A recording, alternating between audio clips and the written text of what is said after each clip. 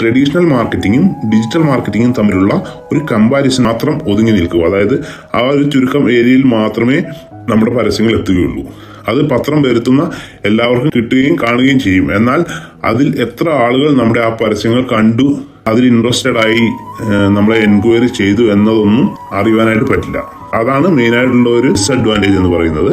അതുപോലെ തന്നെ TV-യിൽ കൊടുക്കുന്ന പരസ്യങ്ങളും എത്ര ആളുകൾ കണ്ടു എന്ന്, എത്ര ആളുകൾ നമ്മളെ കോണ്ടാക്ട് ചെയ്തു എന്നോ നമുക്കറിയാൻ കഴിയില്ല. പക്ഷെ എത്ര ആളുകൾ കണ്ടുവെന്ന് ഒരുപക്ഷെ അറിയാൻ കഴിയാം. വ്യൂസും കാര്യങ്ങളും നോക്കിയാൽ നമുക്കറിയാൻ കഴിയാം. എന്നാൽ എത്ര ആൾക്കാർ നമ്മളെ കോണ്ടാക്ട് ചെയ്തുവെന്ന് അറിയാൻ നമുക്ക് കഴിയില്ല. അതുപോലെ തന്നെ ഈ ഒരു അഡ്വർടൈസ്മെന്റ് വഴി പ്രൊഡക്റ്റ് ആയാലും സർവീസസ് ആയാലും എത്ര ആളുകൾ ഈ ഒരു അഡ്വർടൈസ്മെന്റ് ചെയ്യുന്നതിലൂടെ നമ്മളിലേക്ക് എത്തി എന്ന് അറിയാൻ കഴിയില്ല. ഇതാണ് ട്രഡീഷണൽ മാർക്കറ്റിംഗിന്റെ പ്രധാനമായിട്ടുള്ള പോരായ്മ. ഈ ഒരു അവസ്ഥയിലാണ് നമുക്ക് ഡിജിറ്റൽ മാർക്കറ്റിംഗ്